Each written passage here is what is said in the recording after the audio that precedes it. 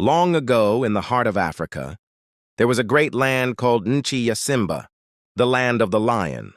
The grass was tall and golden. The trees were wide and old. Rivers cut through the land like silver ribbons. Zebras, elephants, giraffes, and monkeys all lived there together.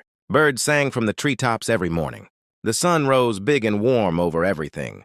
It was a beautiful, peaceful land. And at the very center of it all lived the most powerful lion anyone had ever seen. His name was Kiongozi. He was the biggest lion on the savannah. His mane was thick and golden, like the sun itself. His body was strong and muscular.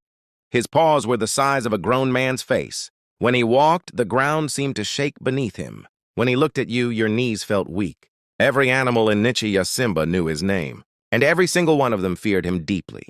Kiongozi loved being the most powerful animal on the savannah. Every morning he walked through the land and made sure everyone saw him. When the zebras were drinking at the river, he would roar loudly just to watch them run. When the monkeys were sleeping in the trees, he would shake the branches just to scare them awake. He laughed every time. To Kiongozi, being powerful meant making others feel small and afraid. One afternoon, Kiongozi walked toward a small, warm village near the edge of the savannah. It was called Mejiwa Amani, the village of peace. The people wore bright kanga cloth in red, yellow, and green. Women carried clay pots of water gracefully on their heads. Children chased chickens through dusty red paths. Old men sat under wide trees, sipping chai and telling stories. It was a gentle and happy place full of life and laughter. Kiongozi walked straight into the village without slowing down. He knocked over a basket of mangoes with his tail. He growled at a little girl playing near the well. She screamed and ran crying to her mother. The chickens scattered in every direction. The old men grabbed their walking sticks and shuffled away. Nobody said a single word to Kiongozi. They were all far too afraid. He looked around slowly and smiled to himself. Good, he thought. They all know who I am. But there was one person in the village who did not run. Her name was Amara. She was an old grandmother with silver hair and deep, kind brown eyes. She sat quietly under a baobab tree, weaving a basket from dry golden grass. She looked at Kiongozi calmly. The way a grandmother looks at a naughty child who has gone too far. She did not shake. She did not scream. She simply looked at him with steady, fearless eyes. "Why do you scare the children, Great Lion?" Amara asked in a steady, calm voice. Kiongozi stopped and stared at her. Nobody had ever spoken to him like that before. His eyes went narrow. His ears went flat against his great golden head. "Because I can," he growled deeply. "I am the most powerful animal on this savannah. I do what I want." Amara nodded slowly. "Yes," she said. "You are very strong. But tell me, can a fire that burns everything down keep anyone warm at night?" Kiongozi did not understand her words. He growled even louder and walked away into the tall golden grass. That night, Kiongozi returned to his rock at the top of the hill. He looked out over the dark savannah. The stars were bright and thick above him like scattered salt. Fireflies blinked softly in the grass below. From far away, he could hear the slow drums of the village. Boom, boom, boom, deep and steady. Like a great heartbeat in the earth, he opened his mouth wide to roar. A powerful roar that would roll across the whole savannah and remind every living thing that he was king. But nothing came out. He tried again and again, but his voice was completely gone. No roar, no growl. Not even a whisper of sound. Only silence came from the great lion's open mouth. Kiongozi shook his head hard. He pawed at his own throat.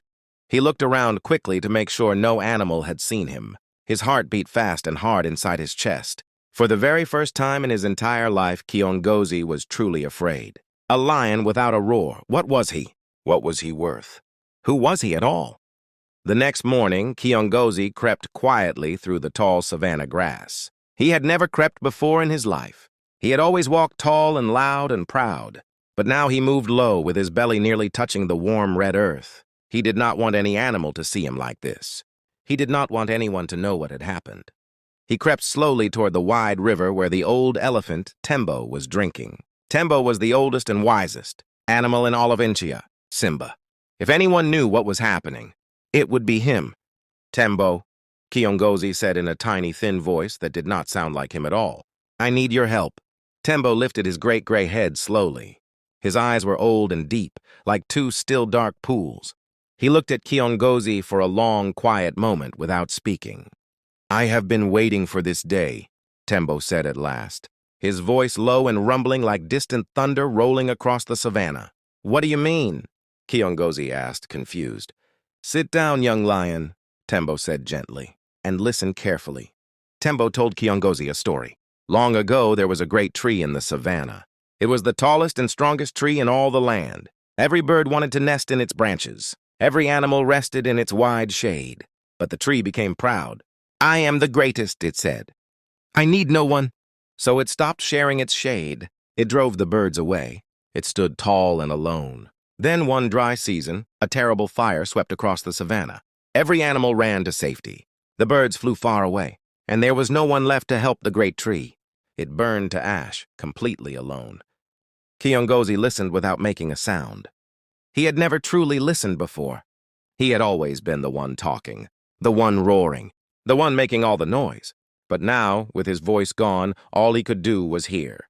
And as he listened, something shifted deep inside his chest, something warm and heavy and uncomfortable, like a fire just beginning to burn, where coldness had lived for a very long time. "So my roar left me because I was like that tree?" he asked in a small, quiet voice. Tembo looked at him gently and said, "A roar is not power, Kiongozi. A roar is a gift, and gifts leave when they are used only to cause harm." Kiongozi walked back through the savannah slowly. He passed the watering hole where the zebras were drinking in the midday heat. Normally, he would roar and scatter every single one of them just for fun.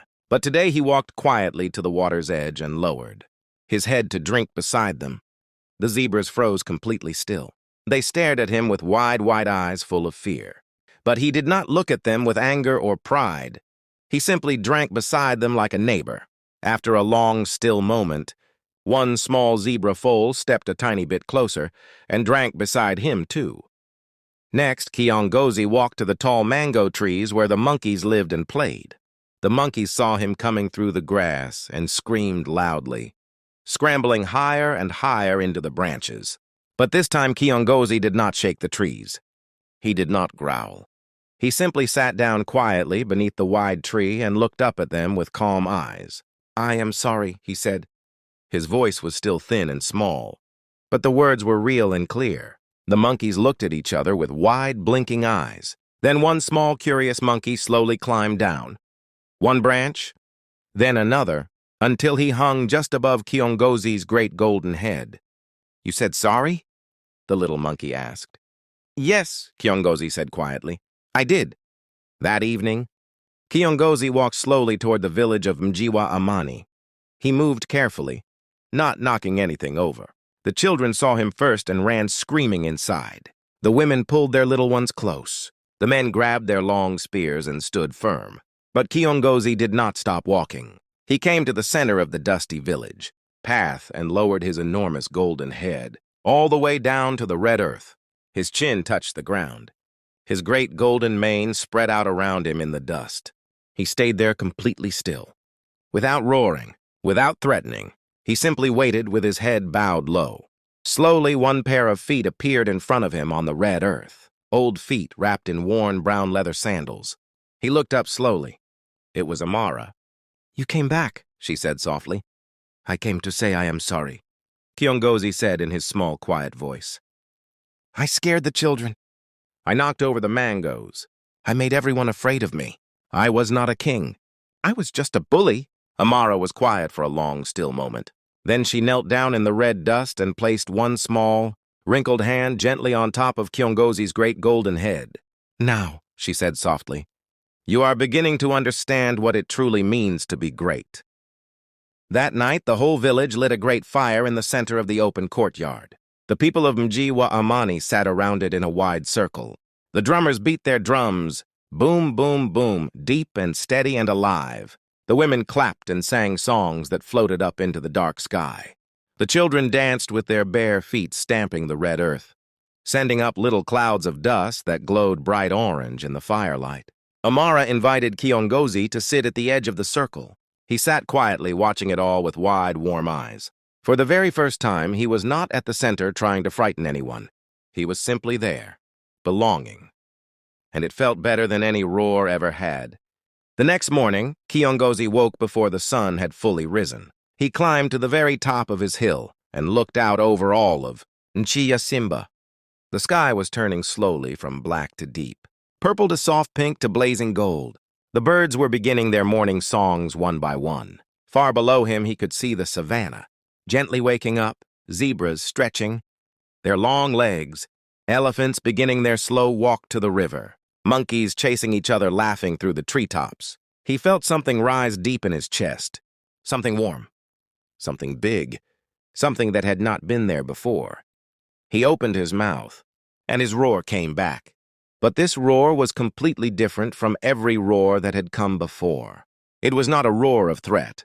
It was not a roar that said, "Be afraid of me." It was a roar that said warmly, "Good morning. I am here, and you are safe." It rolled across the savannah like warm, gentle thunder. The zebras lifted their heads, not to run, but to simply listen. The elephants paused and raised their great trunks into the morning air. The birds sang even louder in response. Even the tall trees seemed to lean gently toward the beautiful sound. Kiongozi's roar had returned, bigger and more beautiful than ever before, because now, for the first time, it was coming from a truly good and kind heart. From that day on, Kiongozi was a changed lion. He still walked through the savannah every single morning. But now the animals did not run from him. The zebras nodded at him respectfully as he passed. The monkeys waved cheerfully from the treetops. The birds landed fearlessly near his great paws. He visited Majiwa Amani often.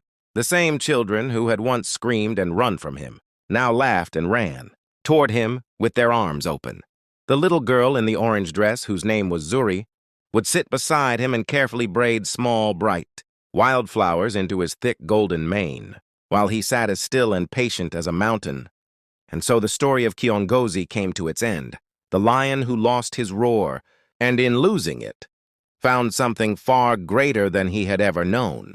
He found his heart. He found his purpose.